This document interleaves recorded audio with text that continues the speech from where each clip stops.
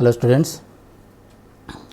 ఇప్పుడు మనం ఈ మ్యాక్సిమం అండ్ మినిమం మొత్తం మనం ఇంట్రడక్షన్లో లైటర్ వేల్లో మనం introduction, point of maximum and point of minimum, local maximum and local minimum, and first derivative test, second derivative test, వీటన్ని గురించి కూడా మనం ప్రీవియస్ క్లాస్లో మనం డిస్కస్ చేసాం. టుడే మనం ఐపీఈకి ఇంపార్టెంట్ క్వశ్చన్స్ మొత్తం డిస్కస్ చేద్దాం. బేసిక్గా మనకి ఈ మ్యాక్సిమం అండ్ మినిమం నుంచి ఓన్లీ లాంగ్ ఆన్సర్ క్వశ్చన్స్ మాత్రం వస్తాయి. చాలా ఇంపార్టెంట్ క్వశ్చన్స్ ఐపీఈ వరకు చాలా ఇంపార్టెంట్ ఇవి. ఈ క్వశ్చన్స్ అన్నీ కూడా పక్కాగా చేసుకోండి. Okay, so important questions for IPE. Important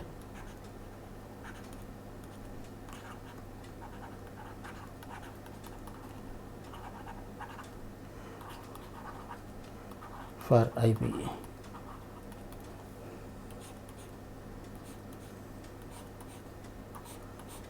long answer questions, దీంట్లో ఇవి long answer questions.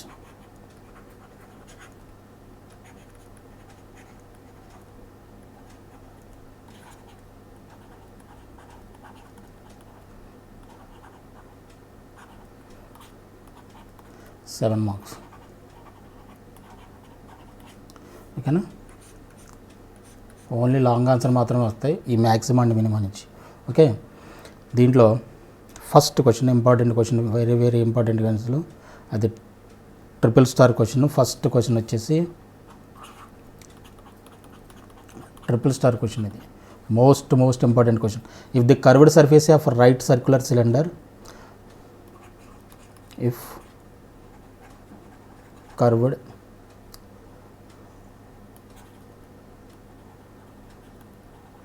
surface area of right circular cylinder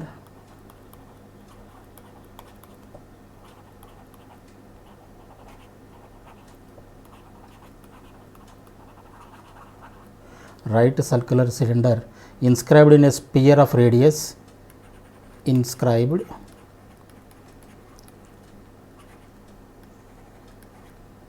in a sphere of radius, sphere of radius is maximum,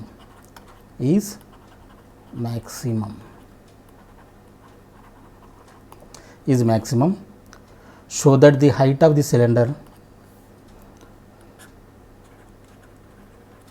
show that the height of the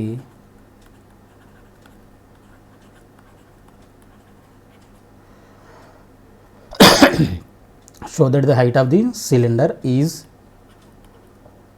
√2r. అసలు first of all ఇచ్చిన question అంటే, if curved surface area of right circular cylinder inscribed in a sphere of radius R, sphere of radius R is maximum.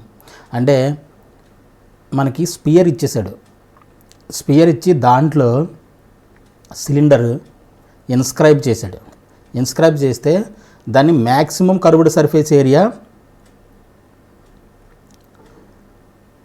At H is equal to height of the cylinder, H is equal to √2r దగ్గర మనం ఏదైతే inscribe చేసామో స్పియర్లో దాని యొక్క curved surface area maximum ఉంటుందని చెప్పేసి prove చేయాలి.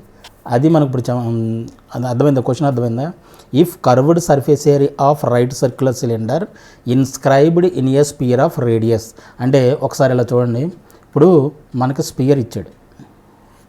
ఇలా స్పియర్ ఇచ్చినప్పుడు, స్పియర్ ఇచ్చి దాంట్లో ఇలాగా ఒక రైట్ సర్క్యులర్ సిలిండర్ని ఇలాగ ఇన్స్క్రైబ్ చేశాడు, అంటే ఇన్సర్ట్ చేశాడు. అర్థమైందా? ఇలా ఇన్సర్ట్ చేసినప్పుడు, ఓకేనా, ఇలా ఇన్సర్ట్ చేశాడు. దీని యొక్క curved surface area maximum curved surface area ఉన్నటువంటి రైట్ సర్క్యులర్ సిలిండర్ని ఇన్స్క్రైబ్ చేశాడు. ఎప్పుడు ఎట్ దీని height H is equal to √2r. H is equal to అంటే రివర్స్లో చెప్పండి, H is equal to √2r. ఈ H is equal to height of the cylinder, H is equal to √2r దగ్గర దీని కర్వ్డ్ సర్ఫేస్ ఏరియాస్ మ్యాక్సిమం ఉంటుందని చెప్పి prove చేయాలి. అంటే at maximum area surface area of curved right circular cylinder, then height of the cylinder is equal to √2r. అంటే ఇప్పుడు for example ఇదిగో ఇలా ఉందనుకోండి, ఈ స్పియర్ ఉందనుకోండి, దీంట్లో చాలా రకాల మనం సిలిండర్స్ని మనం ఇన్సర్ట్ చేయొచ్చు. ఇది సిలిండరే, ఇది సిలిండరేగా, అలాగే ఇది సిలిండరే, ఇది సిలిండరే, అర్థమవుతుందా? అలాగే ఇది కూడా సిలిండరే. ఈ సిలిండర్ని పెట్టచ్చు, అలాగే ఈ సిలిండర్ని కూడా మనం ఇన్సర్ట్ చేయొచ్చు. బట్ ఏ సిలిండర్ మనం ఇన్సర్ట్ చేయాలి?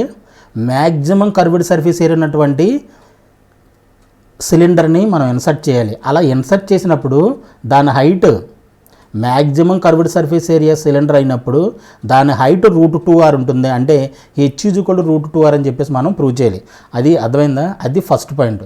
మనం క్వశ్చన్ అర్థం చేసుకోవాల్సిన ఆ విధంగా అర్థం చేసుకోవాలి. ఓకేనా? అది క్వశ్చన్. నెక్స్ట్ పాయింట్ వచ్చేసి, ఏదైతే గివెన్ ఫిగర్ ఇచ్చాడో దాని యొక్క పారామీటర్స్ అన్నీ కూడా కాన్స్టెంట్గా ఉంటాయి. అంటే మనకు స్పియర్ ఇచ్చాడు, స్పియర్ రేడియస్ ఇచ్చాడు, అర్థమైందా?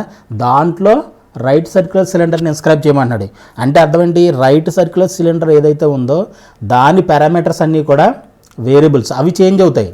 బట్ కర్వ్డ్ స్పియర్ ఏదైతే ఉందో ఆ స్పియర్, గివెన్ స్పియర్, క్వశ్చన్లో వాడు స్పియర్ ఇచ్చాడు, స్పియర్లో కర్వ్డ్ సర్ఫేస్ ఏరియాని, కర్వ్డ్ రైట్ సర్క్యులర్ సిలిండర్ని ఇన్సర్ట్ చేయమంటున్నాడు. కాబట్టి మనకి ఇచ్చిన ఫిగర్ ఏంటి?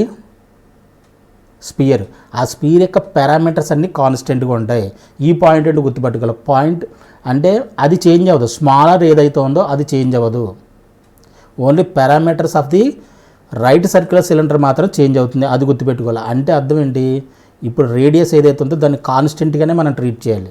రేడియస్ ఆఫ్ ది స్పియర్ని దాన్ని మనం కాన్స్టెంట్గా ట్రీట్ చేయాలి. అంటే అది ఇప్పుడు చేంజ్ అవ్వదు. ఏదైనా మన ఫర్ ఎగ్జాంపుల్ 4, 5, 6 అలా కాన్స్టెంట్ నెంబర్స్ని ఏ విధంగా ట్రీట్ చేస్తున్నామో దీన్ని కూడా ఆ విధంగానే ట్రీట్ చేయాలి. అర్థమైందా? ఇది ఎందుకు చెప్తున్నానంటే చూడండి, మీరు క్వశ్చన్ చేసేటప్పుడు అర్థమవుతుంది. ఓకేనా? సో ఇలా డయాగ్రామ్ డ్రా చేస్తే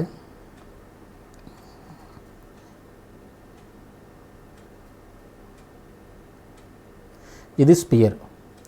ఓకేనా? దీంట్లో ఓ right circular cylinder. Right circular cylinder అంటే ఏంటి? ఇలాగా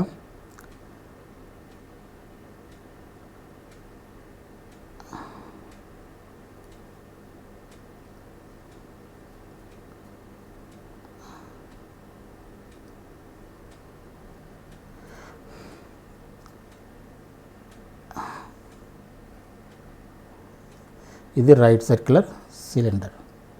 ఓకేనా? ఇది మనం ఈ స్పియర్ యొక్క సెంటర్ ఓ అనుకుందాం, రైటా? ఈ స్పియర్ యొక్క రేడియస్ మనకి ఇచ్చాడుగా, రేడియస్ ఎంత ఇచ్చాడు? ఇది స్మాలర్ ఇచ్చాడు, అర్థమైందా? ఇది పాయింట్ ఏ అనుకోండి, ఇది బి అనుకోండి. ఓకేనా? లెట్ ఇప్పుడు ఏంటంటే మనం సొల్యూషన్లో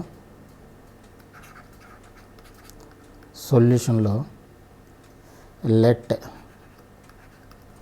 small h be the height of the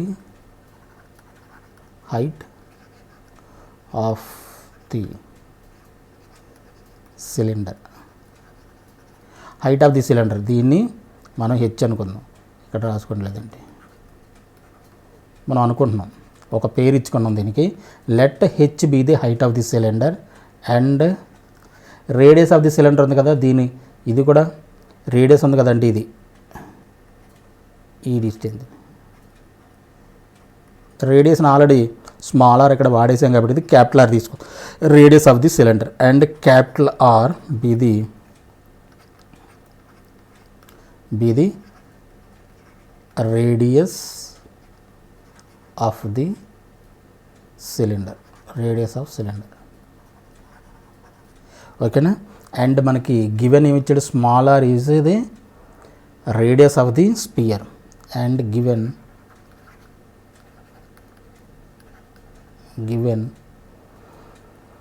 small R is radius of sphere. ఓకేనా?